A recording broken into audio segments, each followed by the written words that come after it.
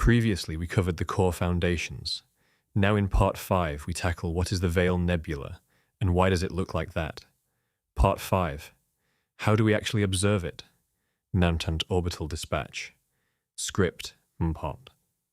What is the Veil Nebula, and why does it look like that? Mospal. Part 5. How do we actually observe it?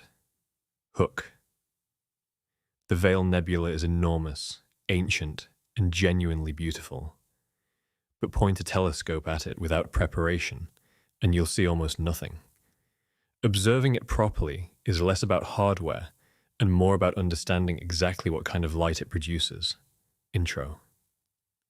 In the last episode, we looked at how the veil will evolve over tens of thousands of years as it continues to expand and fade. Today's question is more immediate and practical. How do we actually detect it in the first place? Because the veil isn't a faint smudge you can gradually see if you stare long enough. It's a specific technical challenge, one that requires matching your equipment to the precise wavelengths the nebula emits. Section 1. The problem: low surface brightness and light pollution. The core difficulty is surface brightness. The veil covers a large area of sky, roughly 3 degrees across in total, but its light is spread so thinly that any individual patch is extraordinarily dim. Broadband light from a street lamp or a bright moon will simply drown it out. This is when narrowband imaging becomes essential.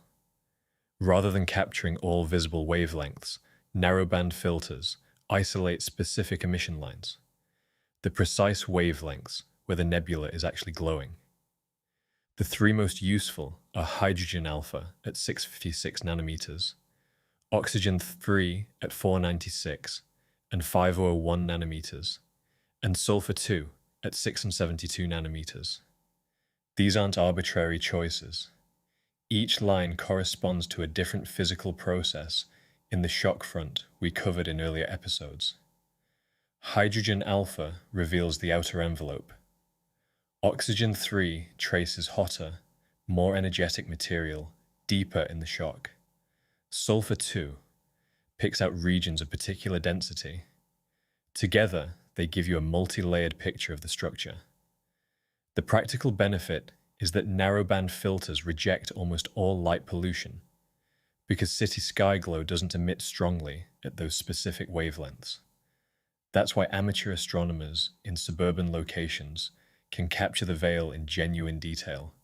The filter does the hard work. Section 2. Long exposure and image stacking. Even with the right filter, individual exposures will show very little. The technique that unlocks the detail is image stacking, taking a large number of sub-exposures, sometimes hundreds, and combining them mathematically. Each frame captures a slightly different snapshot of random noise, but the same consistent signal from the nebula. Stack them together and the signal accumulates while the noise averages out. This isn't a new idea. Long before digital sensors, photographic plates required exposure times of many hours to record faint emission nebulae. Isaac Roberts was photographing the veil on glass plates in the 1890s. What's changed is that modern CCD and CMOS sensors are far more sensitive, and software like PixInsight or free alternatives such as Cyril make the stacking process accessible to anyone willing to learn it.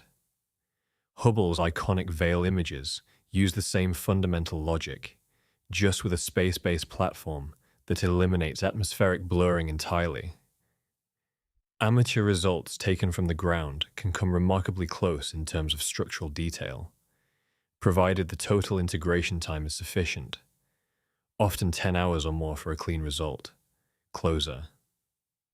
What this all tells you is that observing the veil is an engineered process. You're not just pointing at something and waiting. You're deliberately tuning your instrument to the exact frequencies of a specific physical event that happened 70,000 years ago. That's a rather satisfying thought. Handoff plus CTA.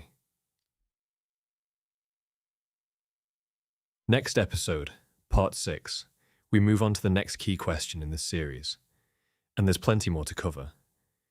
If you're finding this series useful, subscribing means you won't miss an episode when it lands. That is Part 5 of what is the Veil Nebula and why does it look like that?